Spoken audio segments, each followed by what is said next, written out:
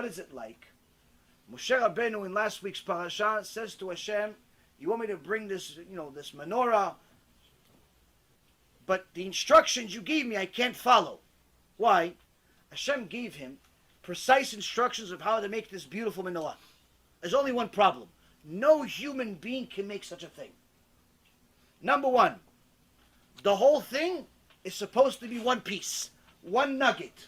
It's not like little pieces you cut off, you make this, you put it aside, you make this, you put it aside, you make this, put it aside, and eventually build it together, screw it on, and so on. No. The whole thing is one huge nugget of gold, and you have to melt it and fashion it in those precise measures, those precise look, and so on and so forth. No human being can do such a thing.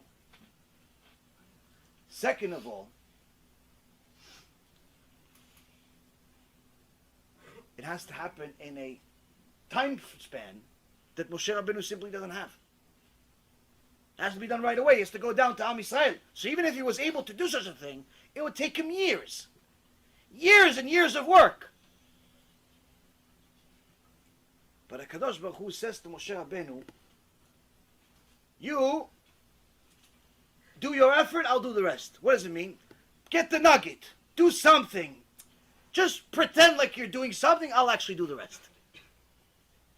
I'll do the rest. Have an intention to show some type of effort. What is it like? The same Rabbi Hanina that was used to miracles, one time wanted to give a gift to the Bet HaMikdash. Now he didn't have any money, so he couldn't buy a cow to bring a korban. He couldn't buy even a dove. He said, what can I bring to the Bet HaMikdash as a gift? So he decided he found this huge boulder, this huge rock, and he started cleaning it every day, making it prettier, making it shinier, shining it every day for a while. Eventually the rock, this huge boulder, became beautiful.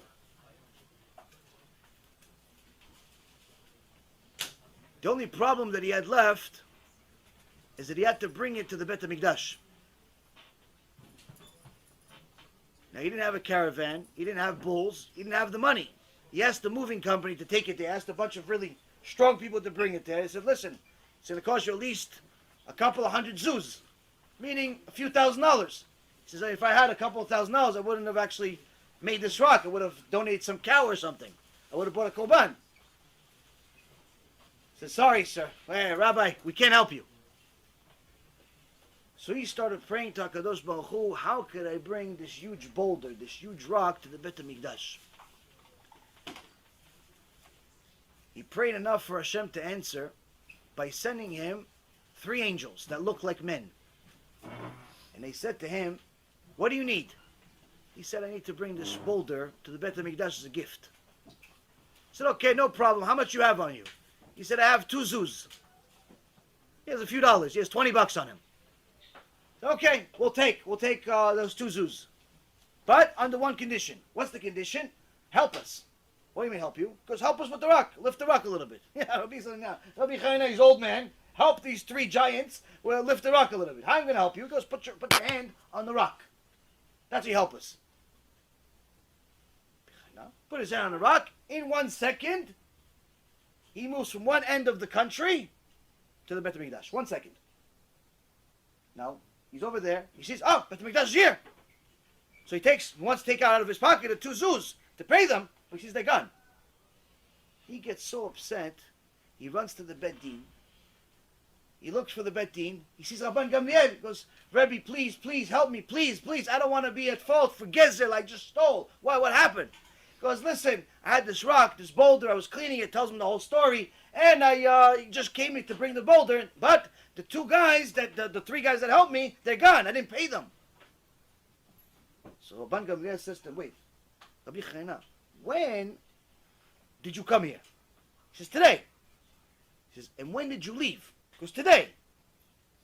He says, when did you leave? He goes, I left 10 minutes ago. He says, you left 10 minutes ago, and you're already here 10 minutes. You did. He goes, Rabbi Chanina, it seems to us that angels brought you here. They don't need your money. Now there's 2 questions here. Number 1, how come Rabbi Chanina didn't know it was angels? If I was there, for sure I would know his angels. Why? How could I get from one end of the country to the other end of the country in 1 second? You don't have to be a genius.